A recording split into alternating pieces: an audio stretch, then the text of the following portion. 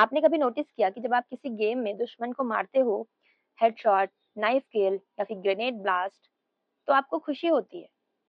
ये चीज़ आपको थोड़ा वियर्ड नहीं लगती? मतलब खुशी मिलती है पर किसी को मार के, ये थोड़ा क्रीपी सा नहीं है?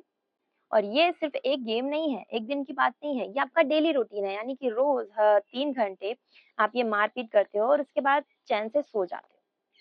पर क्या आपको पता है कि इस एक्टिविटी का आपके दिमाग में क्या असर पड़ता है? आज के ज़माने में जो ये call of duty, PUBG, free fire जैसे गेम चल रहे हैं, ये सिर्फ पॉपुलर ही नहीं है, बल्कि ये हाइली एडिक्टिव भी हैं।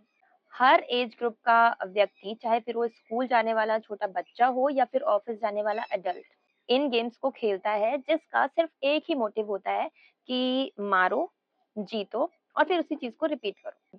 और वो इंडस्ट्री जो इन गेम्स को बनाती है और इन्हें बेचती है, वो अच्छी तरह से समझती है शायद कि violence sells, blood sells, anger sells, इसलिए वो यू you नो know, इसी फॉर्मूला को यूज़ करके इन गेम्स को डिज़ाइन करती है और आपके दिमाग के साथ खेल खेल जाती है और आपको पता भी नहीं चलता। अब लोग बोलेंगे कि प्रॉब्लम क्या है ऐसे गेम्स खेलने में? तो प्रॉब्लम ये है कि ये चीज़ें जो हैं वो सिर्फ़ स्क्रीन तक सीमित नहीं रहती हैं।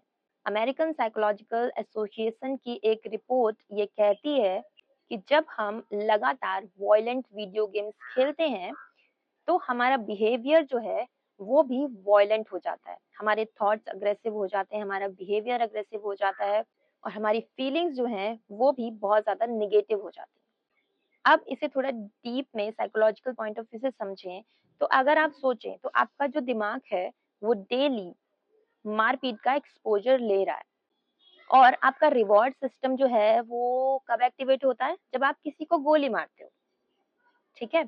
मतलब कहने का आपका डोपामाइन तब ट्रिगर होता है जब आपको गुस्सा आता है। अगर आपने मेरा लास्ट वीडियो देखा हो जिसमें मैंने डोपामाइन को एक्सप्लेन किया था कि डोपामाइन तब रिलीज़ होता है जब हमें रिवॉर्ड मिलने वाला होता है, यानी कि रिवॉर्ड की खुशी मिलने के ठीक पहले डोपामाइन रिलीज़ होता है और आपका डोपामाइन कब रिलीज़ हो रहा है? जब आपको गुस्सा आ रहा है और आपका रिवॉर्ड सिस्टम कब एक्टिवेट हो रहा है? जब आप किसी को मार रहे हो। यानी कि आपके दिमाग के लिए एंगर का मतलब हुआ पावर, वॉयलेंस का मतलब हुआ कंट्रोल और इमोशंस का मतलब हुआ वेपन्स। और यही तो सिखा रहे हैं हमारे आजकल के गेम्स। और अगर आपको लगता है कि ये बातें मैं सिर्फ तब तक के लिए बोल रही हूँ जब तक आप गेम खेलते हो, तो नो, नो, नो, ये आपकी बहुत बड़ी गलतफ़हमी है। ये जो ट्रेनिंग आप अपने दिमाग को दे रहे हो ये गेम्स खेल-खेल के, ये चीज़ें गेम बंद होने के बाद भी आपकी डेली लाइफ़ को अफ़ेक्ट करती हैं। कैसे? घर में किसी ने आपको कुछ बोल दिया, आपको तुरंत गुस्सा आ गया। किसी ने आपकी बात नहीं मानी, आप तुरंत गुस्सा हो गए। ऑफिस में किसी से ज़रा-सी बहस हो गई, ओहो हो! आपका गुस्सा एकदम से स्पाइक हो गया, आप आउट ऑफ कंट्रोल हो गए, आपने तुरंत उनके ऊपर वर्बल अटैक कर दिया। आप ट्रैफिक में जा रहे हो, कोई हॉर्न बजा रहा है या ट्रैफिक जैम लगा हुआ है, सिग्नल बंद है, आप एकदम तुरंत आग बबूला हो गए क्योंकि आपका अपने इमोशंस पर कंट्रोल ही नहीं है, आपको इमोशंस को रेगुलेट करना आता ही नहीं है।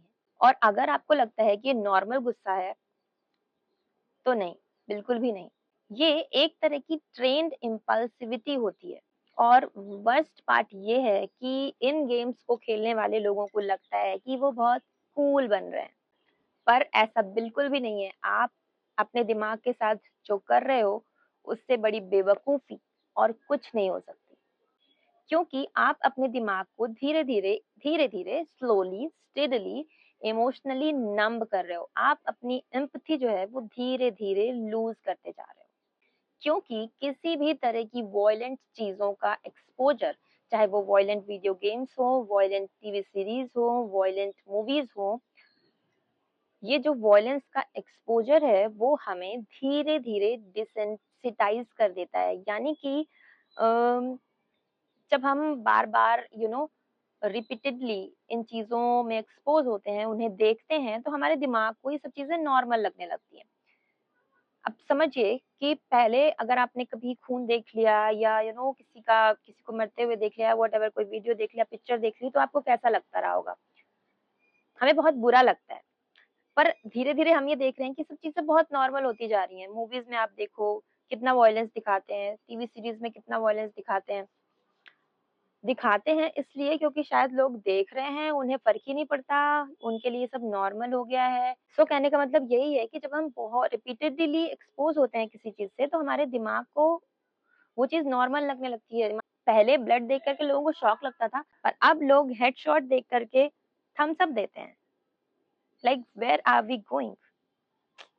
वैसे तो गेम्स सिर्फ एंटरटेनमेंट के लिए होने चाहिए, लेकिन अगर एंटरटेनमेंट का सोर्स आपके इमोशनल नमनेस का कारण बन जाए, तो ये एक प्रॉब्लम है। अब क्वेश्चन ये नहीं है कि आप गेम खेलते हो या नहीं, कितना खेलते हो या व्हाटएवर जो भी है। मेरा क्वेश्चन ये है कि जब आप गेम में किसी को मारते हो, तब आप कैसा फील करते हो?